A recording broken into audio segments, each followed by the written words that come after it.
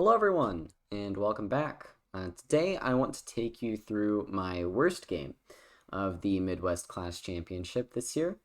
I had the black pieces. This was my second game in 60 game of the tournament, so not too much time on the clock. And I am up against the persons whose name you see on the screen. I'm not going to make an attempt to pronounce that. I don't see much point in it. He's 16 years old, from Mongolia, I believe. And he's a very, very talented junior, as you can see. So I was, of course, the underdog in this game, outrated by about 200 points, USCF, probably close to that FIDE. And with the black pieces, I am facing one knight f3 for my opponent. Okay, all good. I go knight f6, and then rather than play the English style setups or transpose to some d4 setups, some Catalan stuff, my opponent chooses to go for 2b3. Now, this is something that high-rated players will do, at least in the rating category where I'm at now.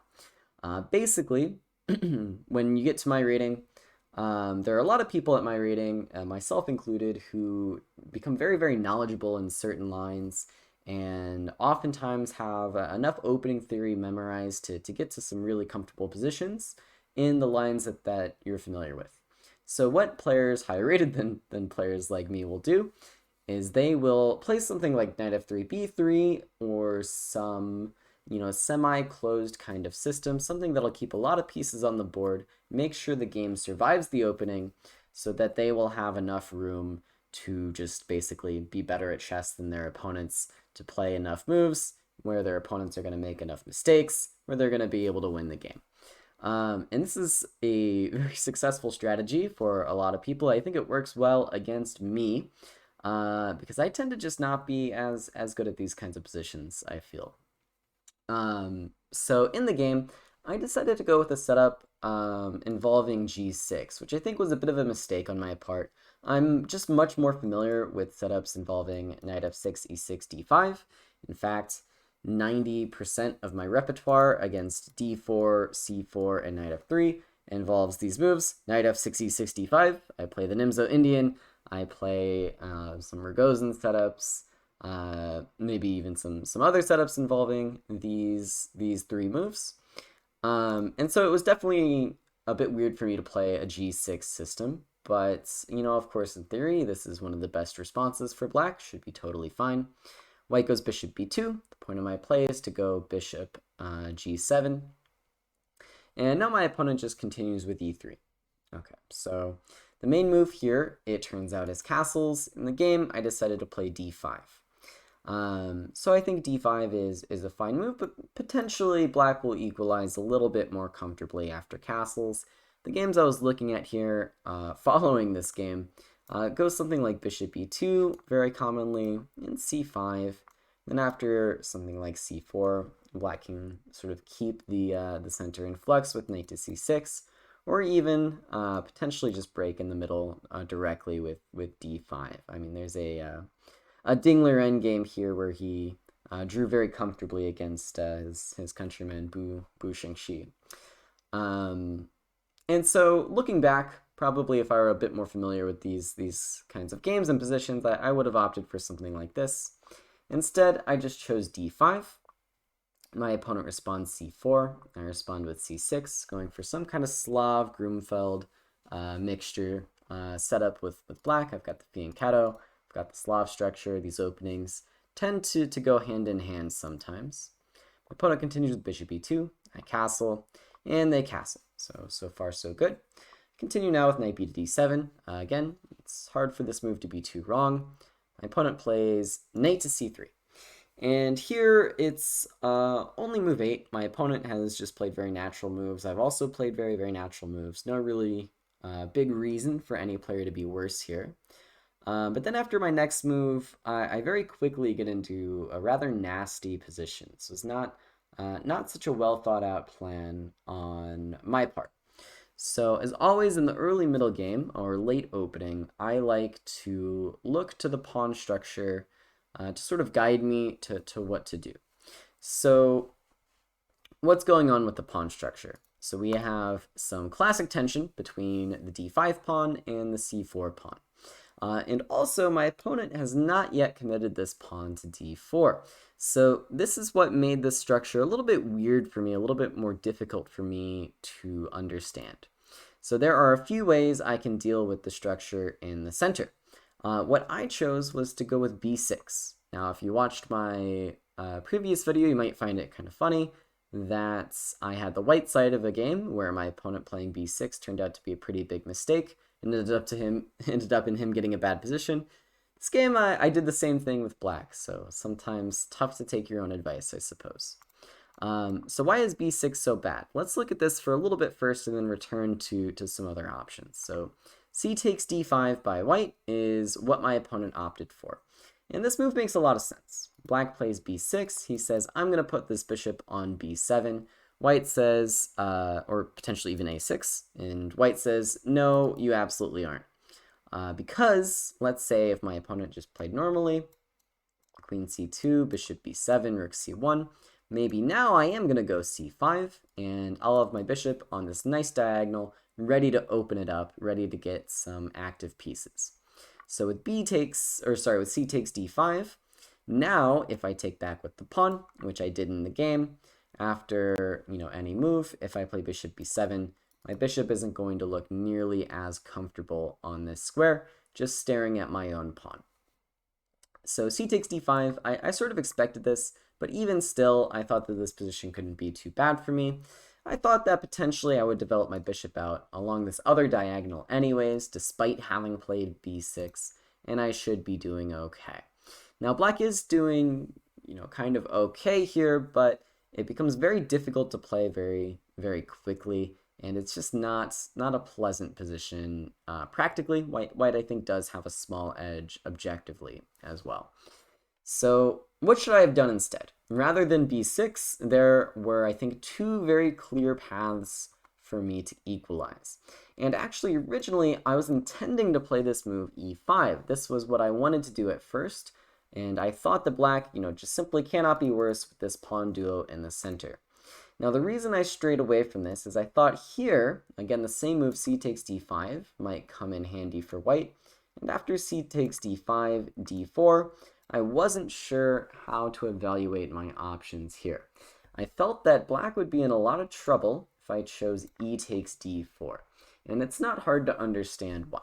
After knight takes d4, of course not keeping the pawn structure symmetrical, but saddling me with the isolated queen pawn, it's fair to say white has a very comfortable edge here. This pawn is going to be pretty chronically weak, and I'm not going to have a lot of the activity needed to compensate for having this weakness, just because of where I've put my pieces. My knight here is not as well placed as it would be here, and my bishop is yet to be developed, right?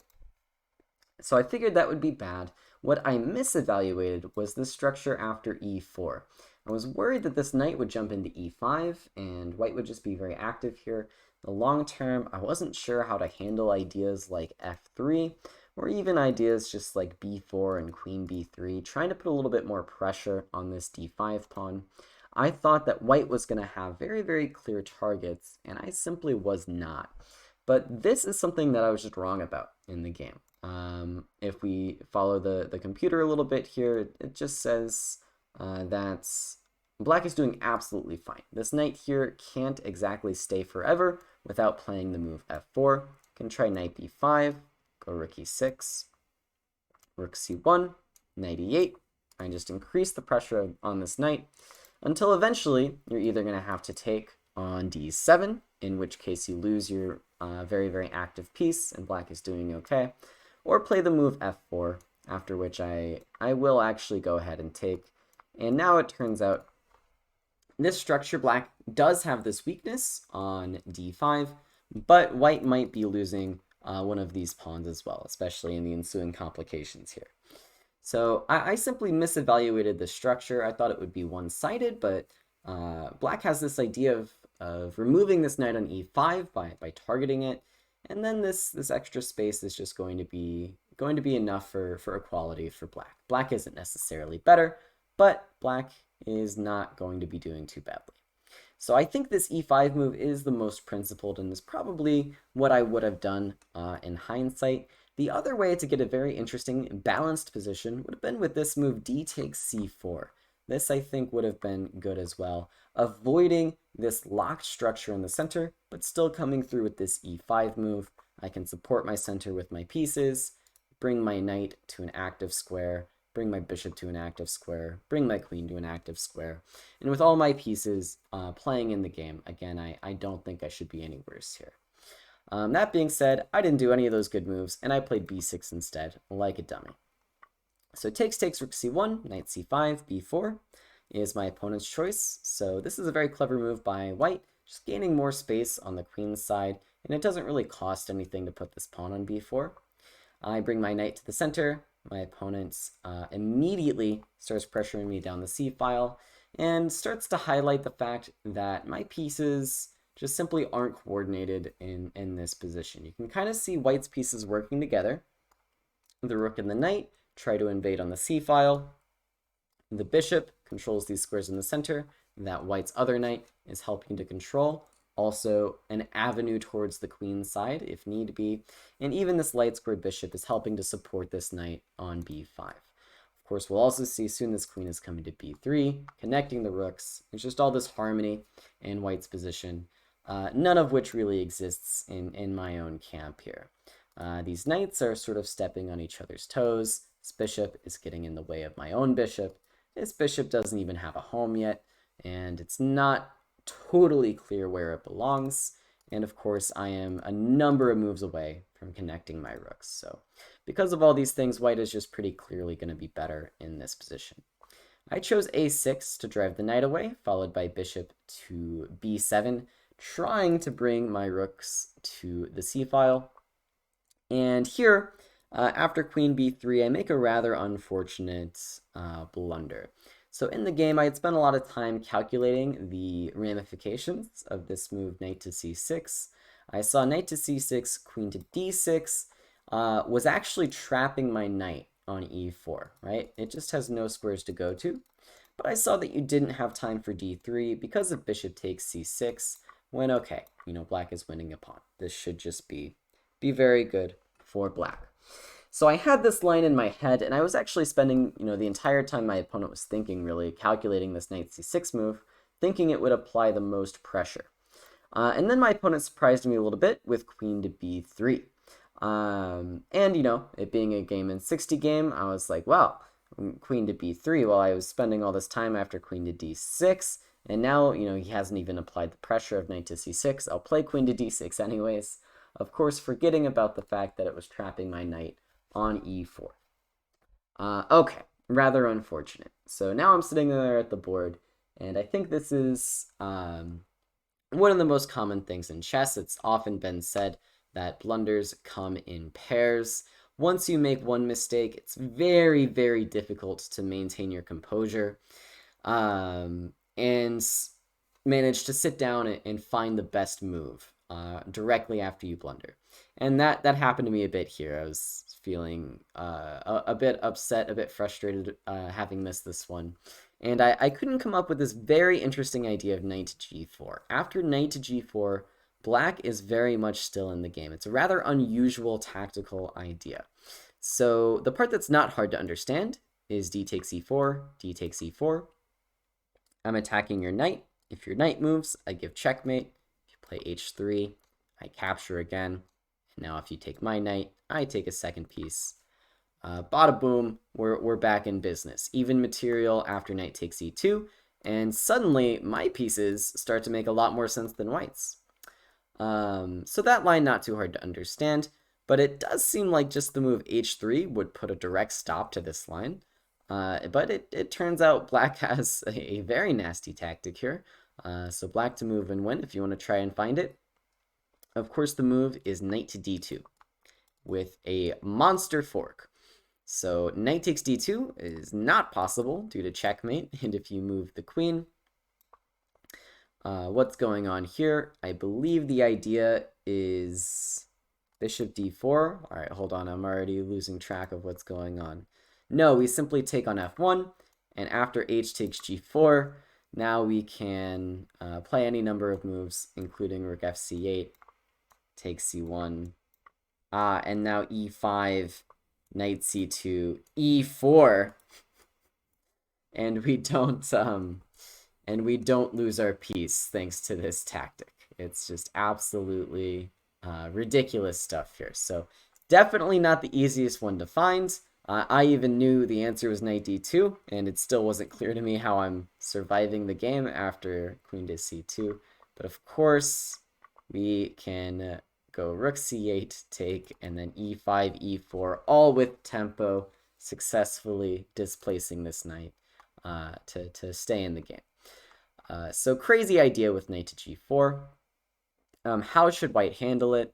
I believe the best move is just to take, go rook d1, give this piece back, and we are back playing chess. No time for bishop f3, thanks to the threat to the rook, and white is doing well. But I didn't find it. Instead, I chose to give up my piece on f2 because of this idea of knight to g4, and this also gives white some problems here. So it turns out if you play this move rook to f1, it's not at all clear that you're going to be doing okay after this move bishop h6. This one looks really kind of nasty here. Not so easy to deal with this threat of bishop e3. If you try to defend this pawn, I will simply take. If you take, I'll take back. And I'm getting quite a lot of material for all my troubles. But my opponent finds a very, very nice move here, which is the move b5. This is the way to actually apply the most pressure to black's position. So rather than trying to defend over here on the king side, try and kind of meet me, some move like rook c f1, or give up the e pawn with rook f1, or just defend defensively with knight to c2. b5 is a very strong idea. Rather than deal with any of this, he says, you know what? Okay, you already sacrificed a piece. If you want to play knight takes f2 and gets a rook for 2 pieces, I'm willing to allow that in balance. I'm going to focus on the side of the board that I have been focusing on this queen side, where I have this local advantage. I have this pressure down the C and B files, this active knight. This is where I was coming to get you. I'm just going to keep coming to get you rather than get bogged down playing your game over there on the king side. And of course, this works well because it was accompanied with some very accurate calculation by my opponent. Black has a lot of resources here, but none of them quite work out in my favor. So just nicely found by my opponent. I chose bishop h6, trying to keep my pieces alive. The computer just wants to take on f2, it just thinks it's time, and then just play the position with a rook and a pawn for the 2 pieces. White is significantly better, potentially even winning already, but that's the best the computer could do. I chose bishop h6 though. Now b takes a6, bishop a6, rook c6. I have to move my queen away. And after h3, I finally have to bite the bullet and capture this rook, lest I, lose my chance to capture it forever. Now after king takes f2, I chose this idea of e5 to try and keep the position more complex. Now if knight e5, I was planning something like queen h4 check, trying to get some active play for myself here, using this bishop, using this queen, and ready to bring in the rook as well.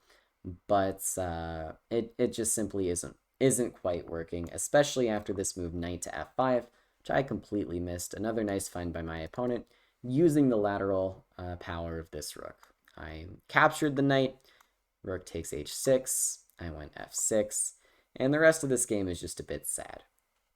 White goes knight h4, I have to defend my pawn. After rook h5, I reroute to e6, allowing my opponent to capture. Queen d7, bishop g4, and white just has a very, very nasty grip on the king side and is eternally threatening to open up this bishop. And if this bishop ever gets opened up against my king, it's going to be game over. I tried rook a5. Opponent simply plays king to g1. He has all the time in the world to improve his pieces. I go king to h8, trying to step out of some knight h6 check ideas. Queen to b4 hits my rook. I choose rook e8. Now after a3, go rook b5, queen to d2. And I pick rook g8 now, trying to get active on this side of the board, considering, stuff like rook g6, just trying to stay in the game. Opponent just continues with queen to f2. I tried this move rook to b3 now that the queen has left the queen's side.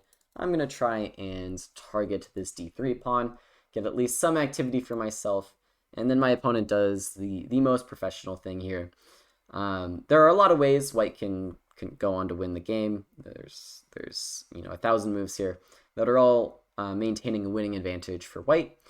But my opponent calculated his way to simplify the position into a clearly winning endgame that he knew he would win 100% of the time. So that's what he did. He finds this idea, knight d4, hitting this rook on b3, hitting my bishop on e6, and of course, if I capture this guy, I'm going to be in big trouble after, probably either bishop takes d4 or queen takes f6, with the same idea, just trying to shred me to pieces on this diagonal. So I chose bishop takes g4, trying to use this extra tempo against the rook, but now after knight b3, bishop h5.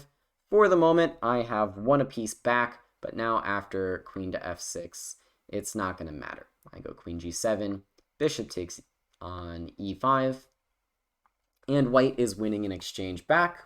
At the end of the fireworks, we get to this endgame, where white has 2 clean extra pawns, which is an easily winning advantage in this endgame. I just have nothing to play for.